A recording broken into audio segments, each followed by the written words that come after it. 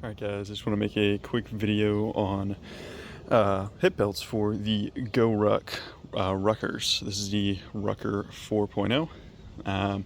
It's a great bag. These things come with the SCARS lifetime warranty, so you know if anything happens to it, you're solid. You can send it back to GoRuck, they'll fix it for you, or send you a new one for free, which is pretty sweet. So these are like, you know, lifetime bags, which is awesome. I like buying once, cry once type things where you buy it once and it just goes forever. So I guess the reason I made this is, do you need a hip belt on these? That is a question that I was curious about when I first started getting into this. I was having some lower back pain and just wasn't sure if I needed a belt. I wanted to get one from GoRuck. I want to say at the time they were, I feel like it was $50 to $70 for a GoRuck hip belt, which now they have dropped the price on them. I think they're around $35 now, which is much more reasonable than they used to be. This one I have here is I think it's called 3V Gear from Amazon. I think they're sold out, but I'm going to drop the link in the description just in case they come back in stock. It's a good belt. So as you can see, it clips right onto the side of your bag. This is a plastic clip right here.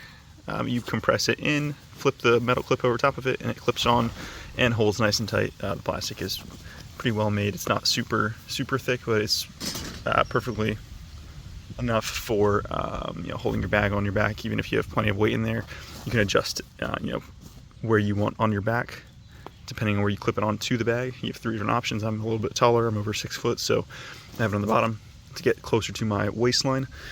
One thing I did want to mention, let me mention this first. This plastic end piece is a little bit flimsily made, I'm not gonna lie, but it's not awful compared to some other things I've had for rucking gear, but that is a little bit flimsy. I'll show you this side as well. But anyways, so I guess the real question is, how much does this actually help on the ruckers when you are using these? For me, it does help a little bit, but not a ton. Here, I'm going to go ahead and put it on real quick and I'll kind of show you what I'm talking about. So the whole point of this is to take weight off of your shoulders, right, and put it on your hips so that you can give your shoulders a break.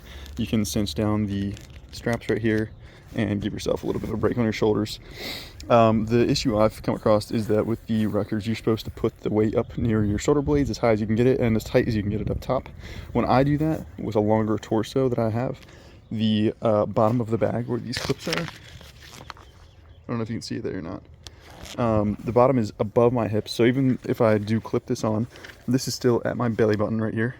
So it is not on my hips. I will say it does help for stability, so as I am walking, it does give some added support. It does help out, but it is not, I would say, ideal for a long ruck. I've kind of come to the realization that this is a great bag and setup for a shorter ruck, like think sub, at least for me anyway. Lots of people go many miles with these, no issue at all. I'm not saying you can't do that. I'm just saying for me personally, this is what I found for what works for me. This is like a, you know, if you're doing rucking regularly, maybe like a sub 5 mile setup.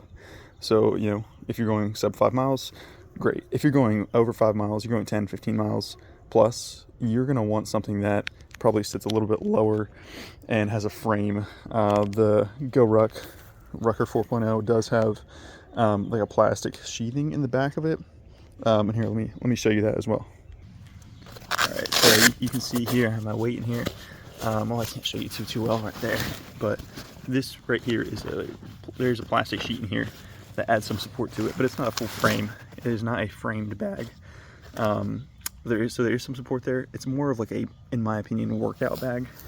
It's not necessarily like built for a long ruck, which, I mean, you know, makes sense because, you know, you want a metal frame. If you're going long distances, you're going to want something that has a metal frame and then also something that contours to your back, so that you're not just taking the shape of the weight plate right in your back. And that's what actually happened to me. I was rucking every day and the bottom of the weight plate was just digging into my lower back and causing some lower back pain. So I actually still even have pain sometimes to this day when I am rucking, even though I don't ruck every day anymore. I try to do it a couple times a week.